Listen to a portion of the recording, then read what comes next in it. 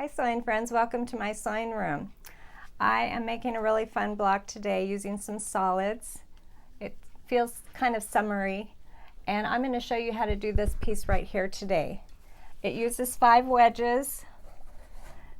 It's called a grandmother's fan, and then a centerpiece, and the way I've arranged it is I've used strips and this center square. This is 2 inches and the strips are 2 inches by 8 inches. We'll just be doing this piece right here today. It's hand appliqued on, but you could also use your sewing machine and stitch around those 2 edges if you prefer to do it that way. So let's get started. For this block, we need a background piece, and I have an 8-inch square blue background. You'll need 5 wedges. Mine are 5 inches using this Easy Dresden ruler. And to cut your wedges using a 5-inch wide strip, you can go along and lay the 5 inches along that edge.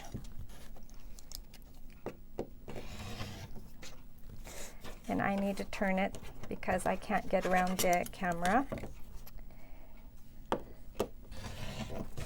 And then just keep flipping the ruler using that angle that you have there now.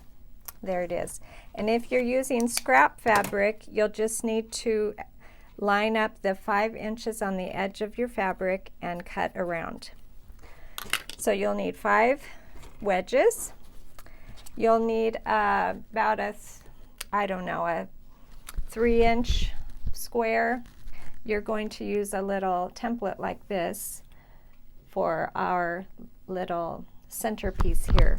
And the way that I made this template was I cut a 4-inch circle and then I took a wedge out.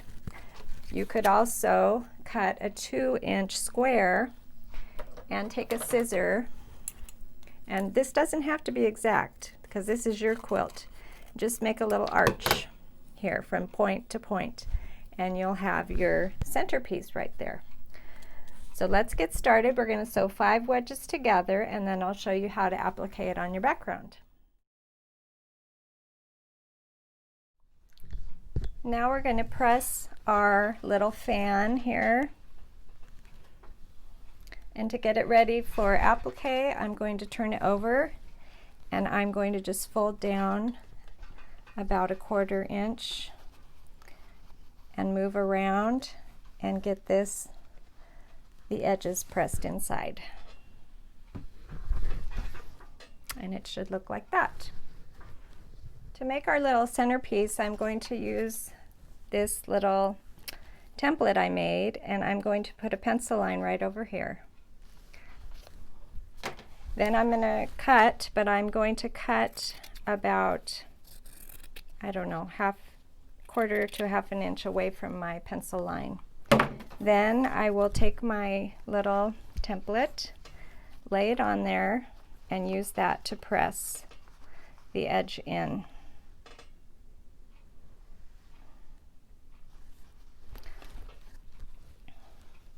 And there you go. Now we're ready to put this on our applique.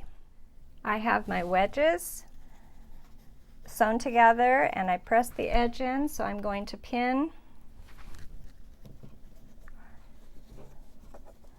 matching these 2 edges right here. Looks like I need to scoot that over a tiny bit.